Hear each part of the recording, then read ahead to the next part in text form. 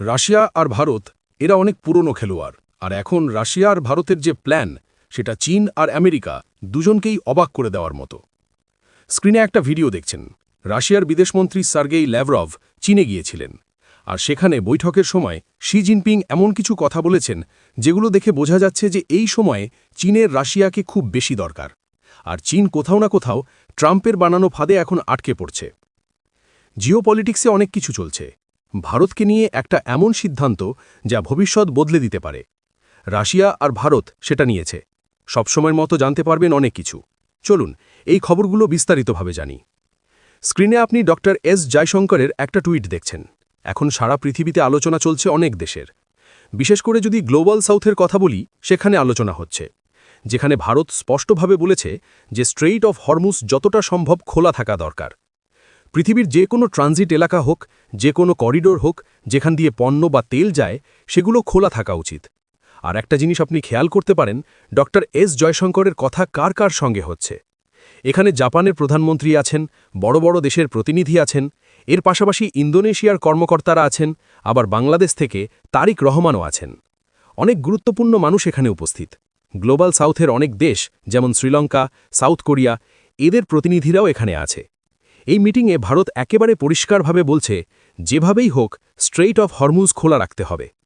মানে ভারত এখন কূটনৈতিকভাবে চাপ তৈরি করতে শুরু করেছে। এমন না যে রাশিয়ার ওপর চাপ তৈরি করছে না, কিন্তু এই স্ট্রেইট অফ হরমুজ বন্ধ হয়ে যাওয়ায় আরেকটা দেশ খুব খারাপভাবে চাপে পড়ে গেছে, কারণ সে বুঝে গেছে ডোনাল্ড ট্রাম্পের ভূমিকা কী। আর সেই দেশটা হলো চীন। যদিও বলা হয় চীন আর রাশিয়ার মধ্যে নো লিমিট বন্ধুত্ব আছে, কিন্তু বাস্তবে বিষয়টা এত সহজ না। রাশিয়া চীনের বিরুদ্ধে নিজের প্রস্তুতি শক্ত রাখে, কারণ আগে রাশিয়ার চীনের মধ্যে যুদ্ধও হয়েছে। তাই ভবিষ্যতে আবার এমন কিছু হওয়ার সম্ভাবনা একেবারে উড়িয়ে দেওয়া যায় না। রাশিয়ার এমন কিছু এলাকা আছে যেগুলো চীন নিজের বলে দাবি করে, যেমন ভ্লাডিভোস্টক পোর্ট, এটাকেও চীন নিজের বলে দাবি করে। তাই রাশিয়ার ভেতরে একটা ভয় কাজ করে, চীন যদি খুব বেশি শক্তিশালী হয়ে যায় তাহলে একদিন তাদের উপরও চাপ সৃষ্টি করতে পারে। একটা সময় ছিল ১৯৪৯ সালের সময়, যখন সোভিয়েত ইউনিয়ন আর চীনের মধ্যে খুব ভালো সম্পর্ক ছিল, কারণ দুটোই কমিউনিস্ট দেশ ছিল। কিন্তু পরে ধীরে ধীরে সেই সম্পর্ক ভেঙে যায়। তারপর সোভিয়েত ইউনিয়ন ভেঙে যাওয়ার পর আবার রাশিয়া আর চীনের সম্পর্ক গড়ে ওঠে। আর এখন চীন অর্থনৈতিকভাবে রাশিয়ার একটা বড় পার্টনার। কিন্তু এখন ডোনাল্ড ট্রাম্প যেভাবে ইরানকে ঘিরে চাপ তৈরি করছেন, তার প্রভাব সরাসরি চীনের ওপর পড়ছে। সার্গেই ল্যাভরভ, যিনি রাশিয়ার বিদেশমন্ত্রী, তিনি চীনে গিয়েছিলেন। আর যখন চীনে পৌঁছালো, তখন সেখানে আলোচনা শুরু হলো। এই আলোচনায় আমি চাই আপনি একটু দেখুন। Хотел бы выразить искреннюю признательность за теплые слова в ваш адрес и за эту встречу, что подчеркивает ваше личное внимание к развитию взаимовыгодных стратегических отношений с Российской Федерацией и за внимание к вопросам очередного саммита в ходе предстоящего визита президента Российской। এই আলোচনায় চীনের চিন্তা স্পষ্টভাবে সামনে এসেছে। শি জিনপিংকে চিন্তিত দেখা যাচ্ছিল, আর তার কথাতেও সেই চিন্তার ছাপ ছিল। শি জিনপিং বলেছিলেন, পৃথিবী খুব দ্রুত বদলাচ্ছে, অস্থিরতা বাড়ছে, আর এই অস্থিরতার মধ্যে যদি বিশ্বে স্থিরতা আনতে হয়, তাহলে গ্লোবাল সাউথকে শক্তিশালী হতে হবে, এক হতে হবে। আর গ্লোবাল সাউথ বলতে এখানে কাদের বোঝানো হচ্ছে? এখানে গ্লোবাল সাউথ বলতে তিনি চীন আর রাশিয়াকে একসাথে দাঁড়াতে বলছেন, যাতে এই সংকটের সময় তারা একসাথে লড়াই করতে পারে। শি জিনপিং এটাও বুঝছেন যে ন্যাটো এখন আগের মতো শক্তিশালী নেই, কারণ ডোনাল্ড ট্রাম্প এখন ন্যাটোকে আগের মতো সমর্থন দিচ্ছেন না। ফলে ন্যাটো একজোট নেই, আর আমেরিকা কিছুটা একা হয়ে পড়েছে। আমেরিকার পাশে এখন শুধু ইসরায়েল আছে। ইউরোপীয় দেশগুলো আগের মতো আর আমেরিকার পাশে নেই। আর যদি ইরানকে ঘিরে সংকট আরও বড় হয়, তাহলে সেটা চীনের জন্য সবচেয়ে বড় সমস্যায় পরিণত হবে। চীন রাশিয়ার সঙ্গে দুটো বড় বিষয় নিয়ে কথা বলেছে। প্রথমত এনার্জি। তারা চায় রাশিয়া যেন তাদের এনার্জি সরবরাহ চালিয়ে যায়, কারণ ভেনেজুয়েলাতে বন্ধ হয়ে গেছে। ইরান থেকেও এখন বন্ধ হয়ে যাবে।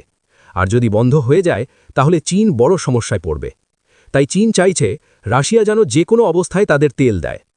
দ্বিতীয়ত, শি জিনপিং পরিষ্কারভাবে বলেছেন, এখন সময় এসেছে কৌশলগত অংশীদারিত্ব আরও শক্ত করার। এখন চীন কি চায় সেটাতে বুঝলাম, কিন্তু রাশিয়াও বলেছে এখন পৃথিবী অনেক বেশি মিলিটারি নির্ভর হয়ে গেছে, মানে যার শক্তি বেশি তার কথাই বেশি চলে। এই সব আলোচনার মধ্যে যদি আপনার মনে কোথাও এই প্রশ্নটা আসছে যে চীনের সাথে খুব বেশি রাশিয়ার বন্ধুত্ব তৈরি হচ্ছে, এটা তাহলে ভারতের জন্য সমস্যা, ভারতের জন্য ঝামেলা, তাহলে এমনটা নয়। রাশিয়া ভারতকে মহাশক্তি বানানোর প্রস্তুতিও করছে। এখন কিছু এমন জিনিস হয়েছে যেগুলো দেখে আপনি এটাই বলবেন এর থেকে তো ভারত আগামী দিনে অনেক বেশি শক্তিশালী হয়ে যাবে। হ্যাঁ, ভারত শক্তিশালী হয়ে যাবে। এর একটা উদাহরণ দেখুন। ভারত ২০৪৭ সালের মধ্যে অনেকগুলো নিউক্লিয়ার রিয়্যাক্টর তৈরি করতে চায়। এর উদ্দেশ্য একটাই, যাতে ভারতকে আর অন্য দেশের এনার্জির ওপর নির্ভর না করতে হয়। আগামী দিনে যদি কেউ গ্যাস দিতে না চায়, তেল দিতে না চায়, বা বলে কার্বন জিরো হওয়া দরকার, তবেই আমরা আপনার পণ্য কিনব, তাই ভারত চাইছে এই সব সমস্যার সমাধান করতে, এনার্জির ওপর দখল নিতে। এনার্জি নিজে হওয়া উচিত, আমাদের যেন কারো সামনে হাত পাততে না হয়। এবং সেই এনার্জি কোথা থেকে আসবে? পারমাণবিক রিয়্যাক্টর থেকে আসবে, নিউক্লিয়ার পাওয়ার প্ল্যান্ট থেকে আসবে। এখন এমন পরিস্থিতিতে এটা কোনো সহজ বিষয় নয়। যদি এতে কারোর দক্ষতার কথা বলি, তাহলে সেই দক্ষতা রয়েছে রাশিয়ার কাছে। রাশিয়া তো আর্কটিক অঞ্চলেও, যেখানে বরফ কাটা এতটা সহজ ছিল না, সেখানে রাশিয়া ছোট ছোট মডিউলার নিউক্লিয়ার রিয়্যাক্টর বানিয়েছে, যেগুলো ক্রমাগত জ্বালানি দিয়ে গেছে বরফ কাটা জাহাজগুলোকে, এবং সেই দিয়ে তারা বরফ কেটেছে। তাই মডিউলার রিয়্যাক্টর বানানো থেকে শুরু করে বড় বড় থার্মাল পাওয়ার প্ল্যান্ট বা নিউক্লিয়ার পাওয়ার প্ল্যান্ট বানানো পর্যন্ত যতটা দক্ষতা রাশিয়ার আছে, ততটা আর কারণেই। এমন অবস্থায় ভারত চাইছে বারবার আমরা রাশিয়ার কাছে না যাই বা রাশিয়ান লোকদেরও না ডাকি, আমরা নিজের দেশের ভেতরে ক্ষমতা তৈরি করি। এবং এটা দেখে রাশিয়া ভারতের সবচেয়ে বড় সাহায্য করছে। রসাটম, যা রাশিয়ার কোম্পানি, তারা ভারতের আইআইটি বম্বের সাথে একটি চুক্তি ফাইনাল করেছে, যার অধীনে ভারতের ছাত্রদের এবং ইঞ্জিনিয়ারদের শেখানো হবে এবং সেই অনুযায়ী তাদের ট্রেনিং দেওয়া হবে, যাতে ভারতের ভেতরে একটি নিউক্লিয়ার ওয়ার্কফোর্স তৈরি হয়। এমন একটি বাহিনী যারা নিজের দেশের ভেতরে নিউক্লিয়ার রিয়্যাক্টরগুলোকে খুব ভালোভাবে চালাতে পারবে। একই সঙ্গে আরেকদিকে এটাও দেখা যাচ্ছে, ভারত নিজের স্পেস স্টেশন বানাতে চায়। এখানেও রাশিয়া ভারতের বড় সাহায্য করছে, এবং রাশিয়া ও ভারত নিজেদের স্পেস স্টেশনের জন্য অনেক সাধারণ জিনিস একসাথে ব্যবহার করবে। দুজন মিলে একটা স্টেশন বানাচ্ছে না, দুজনেই নিজেরটা বানাচ্ছে, কিন্তু সাধারণ জিনিসগুলো দুজনেই একে অপরের জন্য ব্যবহার করবে। এখন এতে আপনি কি বুঝলেন? রাশিয়াও চীনকে মোকাবিলা করার জন্য ভারতের সাথে মিলে ব্যালেন্স করে এগোচ্ছে, যাতে ভবিষ্যতে চীন যখন খুব শক্তিশালী হয়ে যাবে, সব ঝামেলা থেকে মুক্ত হয়ে যাবে, তখন আমাদের দিকে আসার চেষ্টা না করে। রাশিয়া ভারতকে একটি মহাশক্তি হতে বড় সাহায্য করছে, কারণ এগুলো এমন জিনিস, এমন জ্ঞান, যেগুলো কোনো দেশ সহজে দিতে চায় না এবং সময় নিয়ে টালবাহানা করে। কিন্তু রাশিয়া আগে যেমন সাহায্য করেছে, এবারও তেমন সাহায্য দেখা যাচ্ছে। আপনার কি মনে হয় এসব বিষয়? আপনার মতামত কি? কমেন্ট করে অবশ্যই জানান। অন্যদিকে পাকিস্তানের লাহোর শহরে দিনের আলোয় এমন একটি ঘটনা ঘটেছে, যা শুধু পাকিস্তান নয়, পুরো অঞ্চলের নিরাপত্তা নিয়ে নতুন করে প্রশ্ন তুলে দিয়েছে। ব্যস্ত শহরের মধ্যে হঠাৎ করেই গুলির শব্দ শোনা যায়, আর খুব দ্রুতই পরিষ্কার হয়ে যায় যে এই হামলা কোনো সাধারণ ঘটনা নয়। লক্ষ্য ছিল ভারতের মোস্ট ওয়ান্টেড এক জঙ্গি আমির হামজা। এক অজানা বন্দুকধারী হঠাৎ এসে এলোপাথারি গুলি চালায়, আর সেই গুলির বেশ কয়েকটি সরাসরি আমির হামজার গায়ে লাগে। ঘটনাস্থলে সে গুরুতর আহত হয়ে পড়ে। এই হামলা এতটাই হঠাৎ ঘটে যে আশেপাশে থাকা মানুষজন কিছু বুঝতে ওঠার আগেই সব শেষ হয়ে যায়। সবচেয়ে বড় কথা, এই পুরো ঘটনা এমন একটি জায়গায় ঘটে যেখানে নিরাপত্তা থাকার কথা, কিন্তু তারপরেও হামলাকারী খুব সহজেই এসে গুলি চালিয়ে চলে যায়। পরে দ্রুত আমির হামজাকে হাসপাতালে নিয়ে যাওয়া হয়, কিন্তু তার অবস্থা অত্যন্ত সংকটজনক বলে জানানো হয়েছে। এখনও পর্যন্ত তার জীবনের ঝুঁকি পুরোপুরি কাটেনি। এখন প্রশ্ন হচ্ছে, এই আমির হামজা আসলে কে? কেন তাকে টার্গেট করা হলো? সহজ ভাষায় বলতে গেলে সে কোনো সাধারণ ব্যক্তি নয়, সে ছিল জঙ্গি সংগঠন লস্করে তাইয়েবার অন্যতম গুরুত্বপূর্ণ মুখ। এই সংগঠনটির নাম বহুবার ভারতের বিরুদ্ধে বড় বড় জঙ্গি হামলার সঙ্গে জড়িয়েছে। আর আমির হামজা শুধু একজন সদস্যই ছিল না, বরং শুরু থেকেই সংগঠনের সঙ্গে যুক্ত ছিল এবং সংগঠনের ভীতি গড়ে তোলার ক্ষেত্রেও তার ভূমিকা ছিল বলে মনে করা হয়। তার সঙ্গে হাফিজ সাঈদের ঘনিষ্ঠ সম্পর্ক ছিল, যাকে এই সংগঠনের প্রতিষ্ঠাতা হিসেবে ধরা হয়। এই কারণেই ভারত তাকে বহুদিন ধরেই মোস্ট ওয়ান্টেড জঙ্গিদের তালিকায় রেখেছিল। ভারতের দৃষ্টিতে সে শুধু একজন জঙ্গি নয়, বরং এমন একজন ব্যক্তি যে বড় বড় ষড়যন্ত্রের সঙ্গে যুক্ত ছিল এবং ভবিষ্যতেও হুমকি হয়ে উঠতে পারত। কিন্তু এই হামলার পেছনে কে আছে, সেটাই এখন সবচেয়ে বড় রহস্য। এখনও পর্যন্ত কেউই হামলার দায় স্বীকার করেনি। কোনো জঙ্গি সংগঠন সামনে এসে বলেনি যে তারা এই কাজ করেছে। ফলে পুরো ঘটনাটা ঘিরে অনিশ্চয়তা আরও বেড়ে গেছে। অনেকেই বলছেন এটা হতে পারে একটি টার্গেটেড অ্যাটাক, যেখানে আগে থেকেই পরিকল্পনা করে এই হামলা করা হয়েছে। আবার কেউ কেউ মনে করছেন এটা জঙ্গি গোষ্ঠীর ভেতরের দ্বন্দ্বেরও ফল হতে পারে, অর্থাৎ নিজেদের মধ্যে ক্ষমতার লড়াই থেকেও এমন ঘটনা ঘটতে পারে। আরেকটি দিকও সামনে আসছে। কিছু বিশ্লেষক বলছেন এটি কোনো বড় ষড়যন্ত্রের অংশও হতে পারে, যেখানে বাইরের কোনো শক্তি জড়িত থাকতে পারে। তবে এই মুহূর্তে এগুলো সবই অনুমান, কারণ এখনও পর্যন্ত কোনো শক্ত প্রমাণ সামনে আসেনি। এই ঘটনার পর লাহোর শহরে আতঙ্ক ছড়িয়ে পড়েছে। নিরাপত্তা ব্যবস্থা আরও কড়া করা হয়েছে। বিশেষ করে সংবেদনশীল এলাকাগুলোতে বাড়তি নজরদারি শুরু হয়েছে। পাকিস্তানের নিরাপত্তা সংস্থাগুলো দ্রুত তদন্ত শুরু করেছে, কিন্তু তারা এখনও স্পষ্টভাবে কিছু বলতে পারছে না। হামলাকারী কে, সে কোথা থেকে এলো আর কিভাবে এত সহজে পালিয়ে গেল, এই প্রশ্নগুলোর উত্তর এখনও অজানা। এটা প্রথমবার নয় যে পাকিস্তানে এভাবে কোনো জঙ্গি নেতার ওপর হামলা হয়েছে।